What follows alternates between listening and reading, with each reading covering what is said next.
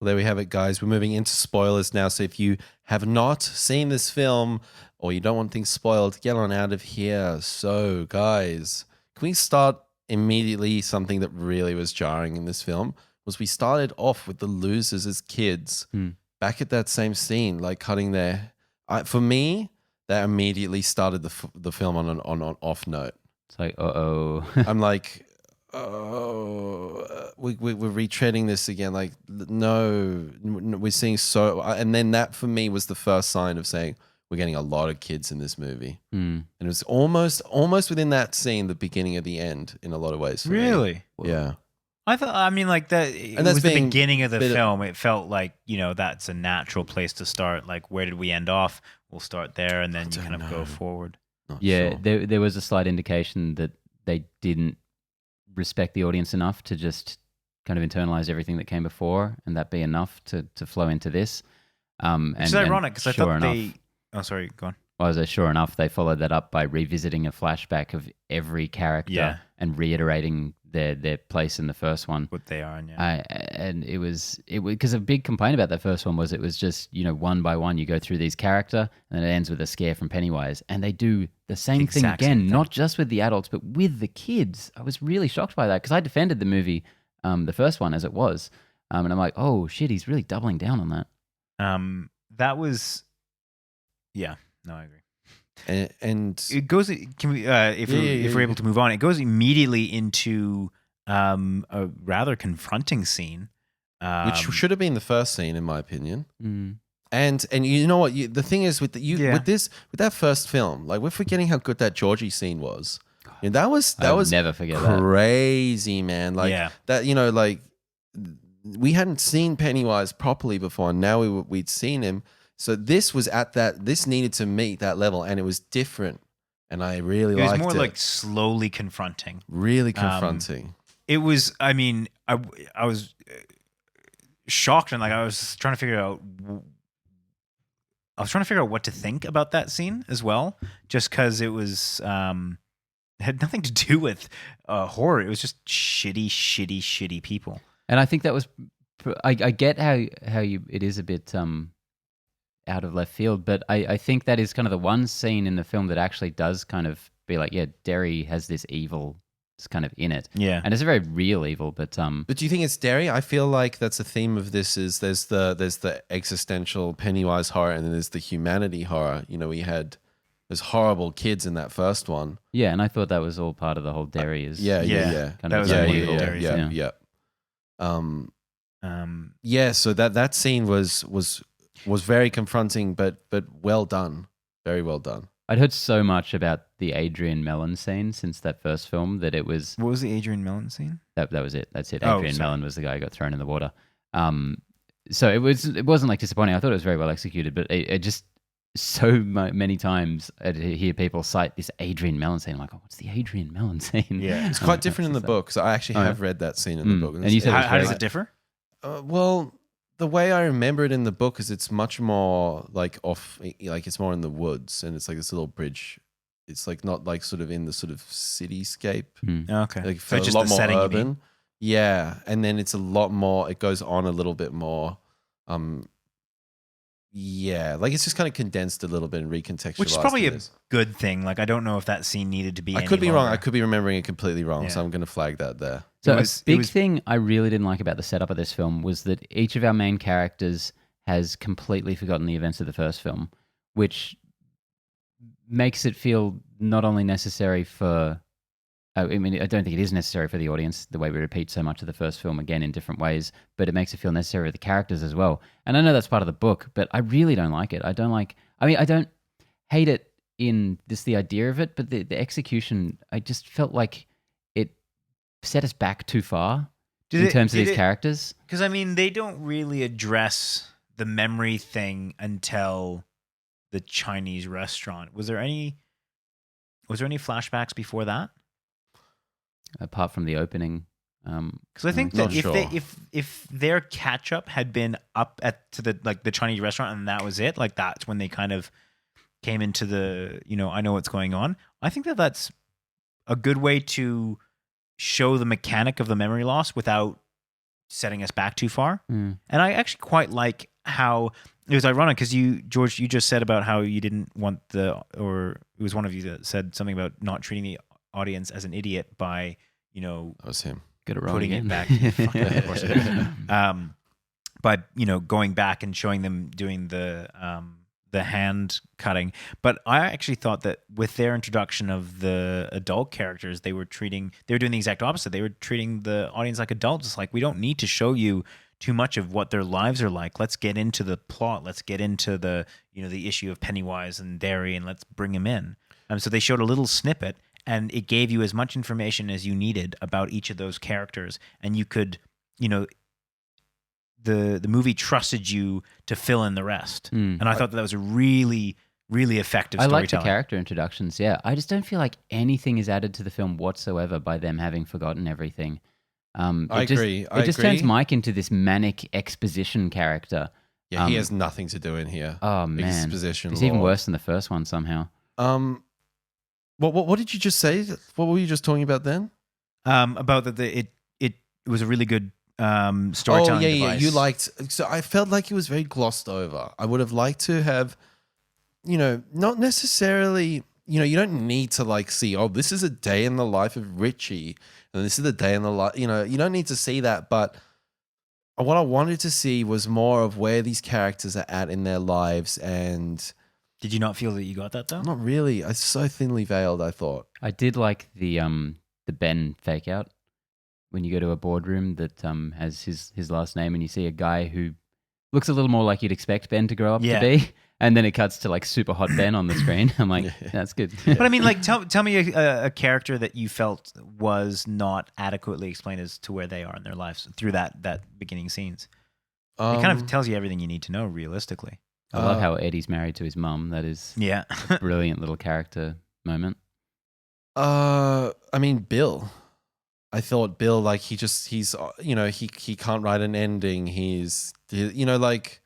Let's get a little bit more in here. Let's I thought he got the most screen time out of all of them. Completely forgotten about his. I can't tell you how they could have really done the script or improved it off the cuff.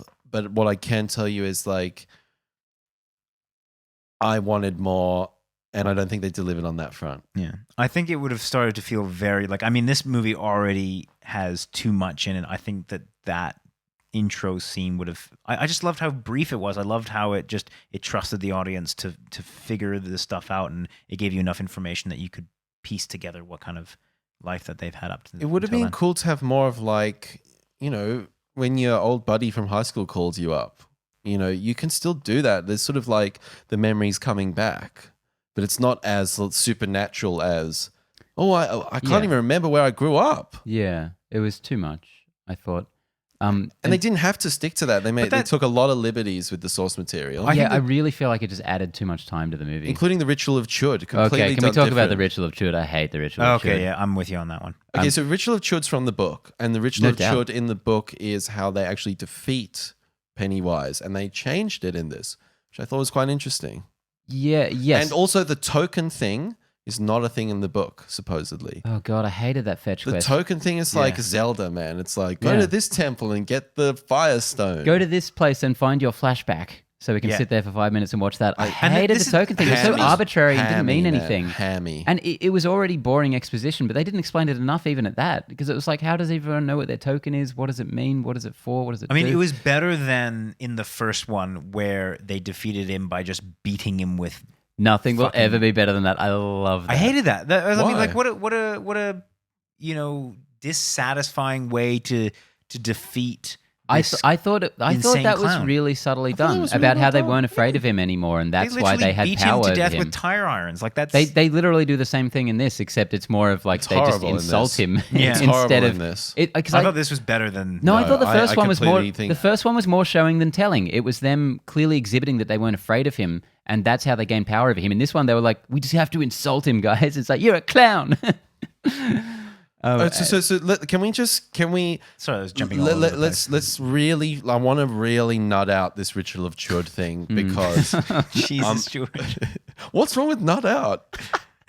Not out's where it's all at. Not out with your butt out, baby. Hey. Go okay. on. So we get a flashback with Mike, and he explains that he did a little bit of a quest at one stage. And he goes and visits this tribe, and he finds out more about. So like this is where I get confused. And then he went in, they tricked him, and then he killed everyone. Like, did you guys? What? Did you guys get? Okay, you explain to me. So this is the thing, is I'm confused with this Richard Should thing. So you dial it back for me, bro. You nut it out for me. That he was lying to the losers by saying the ritual should... No. I'm not talking about that stage. I'm talking about when his exposition. I think you made up a scene. Yeah, I don't know. He didn't kill the tribe. The tribe died at one stage though, because they all the thing no, that was an older. Like that's what would happen if you performed the ritual, and which may have happened before when they defeated him previously. But the whole point is that he. I've been zoning in on that. I'm like, what was he saying there? So and it felt like an unnecessary plot device. Like there seemed to be this weird plot whereby Mike was just a massive dick the entire time and didn't. He was just fucking with everyone. Yeah, he was not justified from a character. Like they just didn't give him enough to make him in any way watchable. He was like, just had mad anxiety and felt like he had to do something. Like he's had 27 years to plan this shit, and it's suddenly just like making phone calls and drugging people, and it's like we got to do this. Like, how what's been going on, Mike? Come on. I think that was a bit of a missed opportunity. I think they could have even done a little bit more. When I was talking about like, set pieces that they could have really explored, I figured that could be pretty cool. Going out into the woods to a First Nations camp and like, I think that would be such a cool setting to have, some of the horror aspects, creepy, dark woods, a bit of mist and Pennywise like going around It would have been better than Mike drugs Bill and then Bill's like, I know what we need to do. I've seen everything. Even that, I reckon that they could have played like gone that and then gone out to the actual camp or something, like just something like that. I don't know. But so wait, so he goes to the tribe, he gets the boxy thing. Slash steals it. They get the tokens. They go further down the pipe into that big level 2. They go into the well. They go, into the end zone, and we get the ritual of Chud. So, that was the plot. It doesn't work. Like it doesn't have any level of satisfaction for me in a film that could have been a lot more ambiguous, and for it to kind of go collect 6 things and put them here, and then this happens. I felt like it really undermined the tone and the vibe they've been setting up. Feels like they were trying to be true to the book, but it also feels like everyone's complaint about that Tim Curry miniseries was like, at the end they just fight a giant spider and it's real dumb. But then they do that again.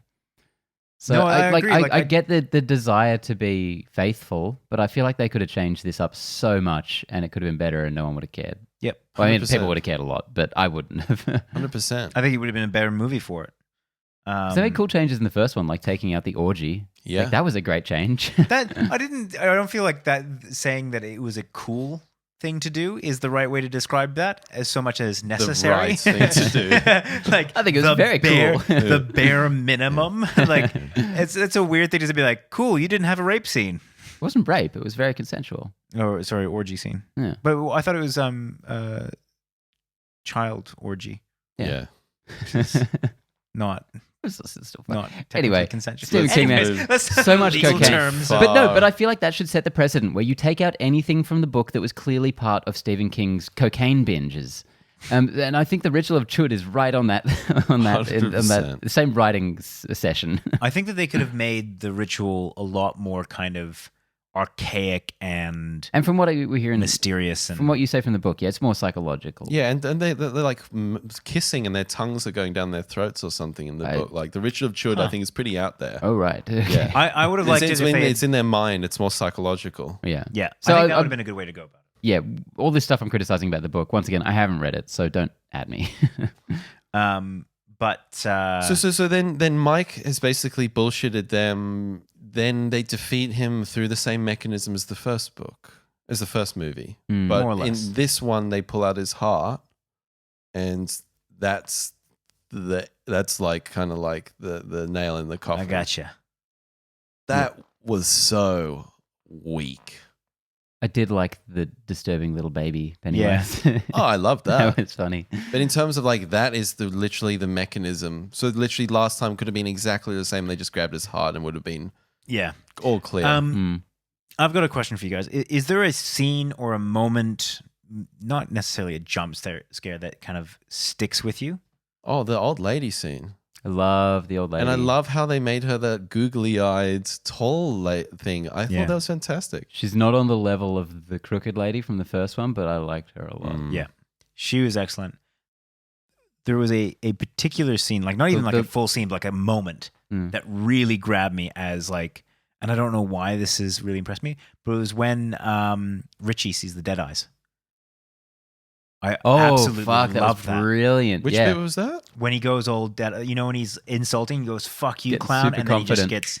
And the dead lights pop up and he's just zombified immediately. That was fucking wonderful. Insane. Visually, from a sound design point of view, It's hilarious. from a comedic but also terrifying. Like that for me was such a cool moment, and it's such a small thing as well. Like I don't know why that has stood out to me so much, but I just remember like that was like pure joy when that happened. I think the MVP scene was definitely the little girl under the bleachers. Oh, 100%. So we saw that in the trailer, the Firefly and Pennywise just doing his Georgie thing again, just chatting with her, his eyes pointing in different directions the whole time, barely lit. It's when this movie's at its best, when they dial it back, they don't rely on big CGI stuff, when they just let the suspense kind of carry. And I think that here's something that I think is a big missed opportunity. I think that they got on the right track, but they didn't really follow it through, which is that they talked about 27 years ago, there had been they were infected, and that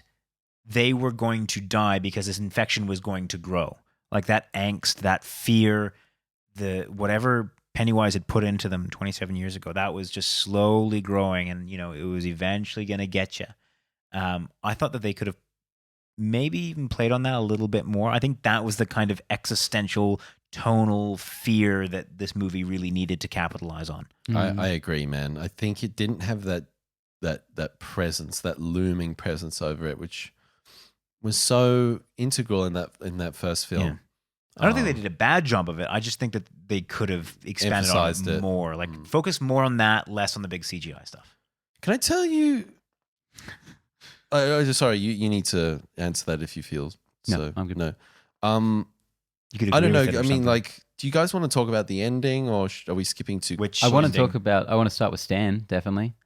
I thought, okay, what's your take on that? Oh, okay, yeah. That awful. the letter. Awful. That is I don't understand it at all. Like it reminded me in the worst way possible. You guys probably don't remember this necessarily, but the very end of the first season of Daredevil, where Deborah Ann Wall's character writes an article about all the Daredevil stuff, and it is so clearly just being written as like this sum up of the season. And you're like, if that was actually an article in a newspaper, it would be the most nonsensical thing you've ever read.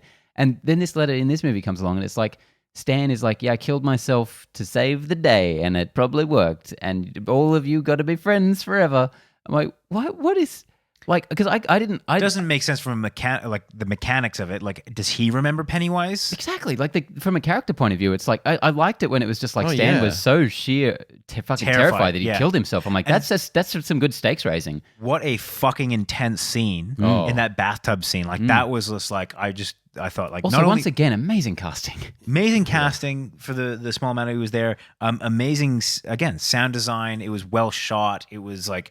beautifully orchestrated. It was so sad because like you still sad. like because you don't get any time with the adult version of him. You just remember this kid who was so scared and traumatized from that first movie. And he couldn't get over it. And it adds weight, right? It adds some serious weight to this 100%. Right off the bat because you're like, if this dude is so traumatized by this, if Mike just calling him and telling him to come back is so heavy that he has to end it, like that just added stuff. And I didn't like how they kind of retconned it into this brave. There's nothing brave about that. There's and don't put suicide on a pedestal like that. Yeah, that too. I have a major problem with that ending, and I feel like it's kind of very untasteful. Yeah, and also I just don't get What do you? I don't get. He explains it in letter. I don't get it. So he's saying he took himself off the board. Let's figure this out. So he's saying, if I was there, I would have fucked it up. So I'm going to remove myself. Oh, cool. Was more or less his thing. Yeah. That for me it's like, honestly, Muschietti, get rid of that. Get rid of that scene. Yeah, I don't know if that's a retcon from the book or if that's actually how it plays out in the book. Because I knew beforehand that he did kill himself. A few different things happen to different people as well, and a few different people die. Okay. Like Mike dies in the book. Okay, well, I can see why they didn't bother doing that in the movie, because who would have given a shit? In fact, I would have given a shit maybe the other way. I was like, oh, thank God. That character's gone.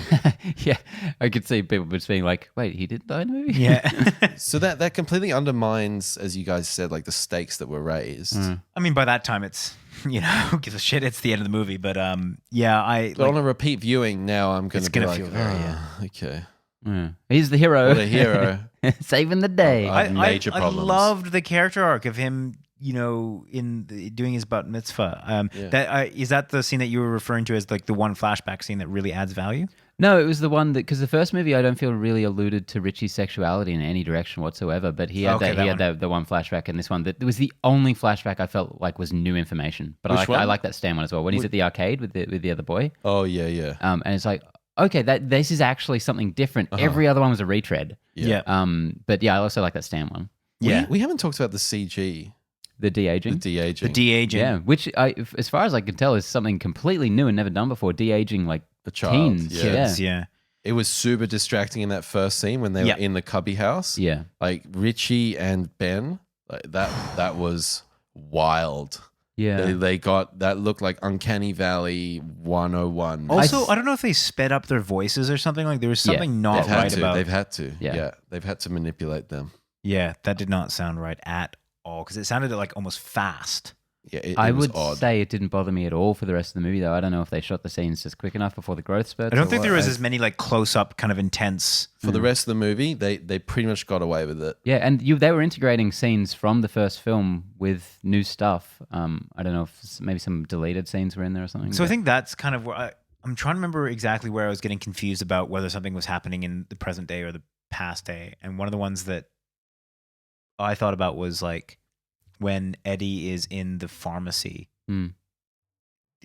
Was that a flashback to him going downstairs? I believe and Yeah, that happened because they in the introduced the past? conceit of that whole overdrawn middle part of that movie by saying there was a bit of time where we weren't all together that summer, and then I think we were seeing bits after when they fought and before they killed Pennywise or thought they killed Pennywise. And I remember when that format got set up, I'm like, oh, we're not doing this for the next hour.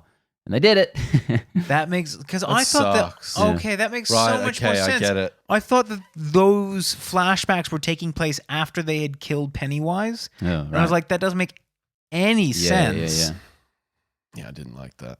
So what was the time difference between when they split up and when they went back to get Pennywise? I don't think it's really A week. specified, yeah. But those were all the big scares were just them floating back to 27 years ago, and that's weird, man. I didn't like that choice. So unnecessary. Now circling back to the ending, I really, really like the underwater kiss. That for me, where I was like, nah. Really? I like that. Nah. I quite like the love triangle stuff in both these movies. Cheesy, unnecessary, forced. I would say that about almost all of the rest of the ending, but I thought that was fine. I think everything in the ending was that. I thought that was fine. That was just a quick way to get across, like to resolve that storyline. I quite liked it. It felt like, this kind of, the whole thing was about this like You can't childlike, they were going back to this childlike, spending summers out in the quarry type mentality, and it kind of felt appropriate. Yeah, and it felt appropriate that it felt like this kind of good vibes summer time thing. I thought it was just so like. Were you hating on this film by this time, anyways? No, I wasn't. But we were in that epilogue area that you get very itchy in. No, we're in a stage where we're getting like, me coming to the realization that It Chapter 2 is not as good as It Chapter 1. And then we get this Hollywood, real cheesy Hollywood scene. And I just kind of go, I really didn't want this. I thought everything after that didn't earn it. I thought everything after that was much, much worse though. When you get the flash, when they see themselves reflected in the window, and it goes up to the sky, and I'm like, all right, just fucking end it. Believes and its own hype. Then there's like the Nightmare on Elm Street writing in the sky, and then it keeps going. I'm like, okay, wrap it up. It's starting to believe its own hype. It's starting to like exactly inflate itself. Yeah, it's like we got to pay tribute to that first movie, man. And that's ultimately the problem with this film is that it's almost paying too much attention to that first film, and they're afraid. Yeah, man. I remember when that first movie came out, and it's like, oh, it's such a shame that the next movie's not going to have this amazing cast in it, but it's necessary. But they didn't have the guts to be like, yeah, let's leave that in the first one and do something different here. Yep, it's what it should have been. Talking about this movie has made me retroactively like it less, I think. Well, so much of what was great about it, or what is great about it, is the experience of watching it and how enjoyable it is moment to moment. But as a whole, it's just not. It doesn't stand together too well. It doesn't quite get there, which is that's sad. And it's they gave it a good damn go. This movie had so much of a harder job than the first one. So similar to Infinity War and Endgame again. Yeah. Is the first one was just able to do all this setup, and this one had to be all payoff and. And they have a lot of meta stuff about endings in this. They talk about that a lot. Yeah. Can't write good endings. And Stephen King is generally known for having pretty out there, nonsensical endings. And a lot of sentimentality, which this was just dripping in. How'd you like Stephen King's cameo? Loved it. Yeah. I missed it. He thought he was good. He was in the pawn shop. He was. Oh, really? Yeah. I didn't even pick up on it. And Andy Muschietti as well had a little cameo in the pharmacy. Did you see that? No, I didn't pick up on the director. That was quite fun. Good beard. Loved the adult version of the kid blowing the bubbles in the film. Yeah. It was pretty cheap, but I was on board for it. Yeah, I could have used more of that kind of like Derry is just this decaying place. No one gets out. I thought that was interesting. I was trying to remember, did Bev kill her dad in the first one? That's what I thought. They didn't specify in the first one. I really thought she did. So did I. She got him real good with that. I was super confused because when she's cover. like, I don't know how to tell you that he's dead. And I was like, so that was from the scene that was in the trailer the first time. So I knew that was coming, but I remember watching that first trailer and being like, "Wait, she didn't kill him." Yeah, I was like, when she smashed him over the head with that thing. That's like so much blood. And so then, and then I wasn't. Was she living with him after that? Like, no, she says in the first one that she's going to move with her aunt. Oh, okay, yeah, good. Yeah. Anything else? I'm trying to rack my brains. I think that more scenes like the old lady would have been welcome. That's masterfully done. Masterfully done. Yeah. It still had the same payoff. Like the sequence, I think in this spoiler part of the review, we've really gone hell for leather for this. So go back to watch the non-spoiler part because we're a little, we're talking more about the positives and negatives. But as I said, like the individual sequencing is beautifully done. It's the overall putting all those puzzle pieces together that's where it falls apart. Yeah. I think there's a really, really great editing exercise in here of combining these two films. So for Grace, get on it. I might even try and do that, man. I've been doing a bit of editing recently. So it really feels like one that you could turn into something so much tighter. Remove it. Just grand swaths. Would you intercut them or would you do half-half? So the book is intercut, Yeah, right? it is. Yeah. I don't know. I like the idea of just having the two halves. I think. Me too. But I'm a simple-minded fellow. Aren't we all? Any final tidbits? Any final little things to say about It Chapter 2? I think, Benny, this was your number one of the year pretty much. How do you feel? I really enjoyed it a lot. Like I was pretty skeptical of the story structure going into this. So I don't feel like I was massively disappointed, but that's what I said about Endgame. And, a couple months down the line, I'm probably less positive about it. And I think that only ever goes in one direction. Like, I'm not going to come back to this 2 months later and be like, actually, it's really good. So unfortunately, this is probably the happiest I'm ever going to be with this product. But I think the first one... Depressing statement. the first one, I think... I'm glad we got that one. And it's not going away. It stands alone so well. And I don't think this one can taint that in any way. There are certain parts of this that will enrich that first one, but that movie works on its own. It doesn't hint too much to a sequel. So whatever. George, It Chapter 3. Go next. It Chapter 3. No. Do you want to give any thoughts? I would love, I like literally as I was watching this, I was like, I want to grab this movie and chuck it into Final Cut and like remove some stuff because I just thought I could see how it could get shaped up. And all the ingredients are there. Like I can't tell you the scope of this. I really loved it. He went for it, man. Like he swung to the fences, like especially with the Lovecraftian existential stuff at the end. It's just like some of the finer details didn't work for me, and the overall pieces it's just not as tight as number one. And as I've said, they lost focus. They lost the concept. Yep. They were scared of this one being its own thing. They wanted to bring the loser kids. The loser kids were so great. Like I can imagine the producers being like, the losers, that's what everyone loved. We got to have them more in here. Yeah. Yeah. I don't think that there's anything bad about this film, right? I think that all the aspects were like good. It's just how they kind of fit it together. And how much of it there is. Well, but that's the thing. Like if you cut some of it out and you just kind of readjust things a little bit, I think that this could be a really excellent film. But as it stands right now, there's just a little bit of fat to be trimmed off and a little bit of reorganizing to be done. I think that this would be an immensely better film immediately if you took out most of the kid stuff. And then I think, and you rely on the fact that the audience has enough information to get by. I think that would do wonders for this film. Even stuff like Bowers coming back. Like I loved his confrontation with Eddie. That was amazing. Oh, fantastic. But unnecessary, and I don't think he added anything to the movie really at all. In fact, it was kind of bizarre because you're like, why is he there? And how did he survive that fall down the well? Because that was another one that was like one of the most intense he's dead. falls ever. And he gets washed out and he's okay. Yeah, no, I agree. That was I forgot to mention that. Handled. Bauer being in that was just, it was like 20 minutes of screen time that we didn't need. But I did love how he was hanging out with his teenage buddy who was a zombie. Yeah. And they were driving around. That was great makeup. That was really cool. And like how he handed him the knife. It's like that Shining, you know. One of the better scares as well, I thought, in the film, with the balloon under the bed. Because balloons have always unsettled me so much. Like when they're caught or they might pop, I'm like, I remember that.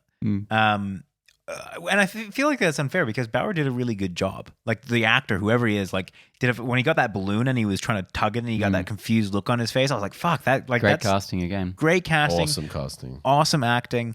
You know, and I liked the design on the zombie dude, like all that kind of stuff was cool, and and the confrontation scene with Eddie, it was spectacular, just like him stabbing him and then him kind of like weirdly moving back into the bathtub. So funny for a scene that should not be funny. Yeah, like oddly terrifying and funny at the same time. And I was like, this is all great and all, but completely unnecessary and does not add anything to the film. You're completely right, because as much as I'm railing on all the flashbacks, as individual scenes, I really liked all of them. Yeah. But get him out of there. Yeah. Except for that one weird bit with Angel of the Morning when the mummy or the leper vomits all over Eddie.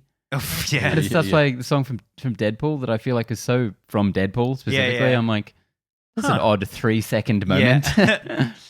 That wasn't very in line with the sort of tone they'd set up. Well, it actually kind of felt like it was. Like it was this weirdly like... Did you think? Funny moment with like just this music that didn't belong there. Yeah, it felt as though that was not many needle drops in the rest of these two movies. No. Yeah, that was odd. That, alas. There we have it, guys. Please let us know what you thought of It Chapter 2. Did we get it right? Did we get it wrong? We will always love hearing from you guys. We'll be back next week for the weekly movie show and some other movie junk. It's going to be awesome with this guy. Bye. That guy. See ya.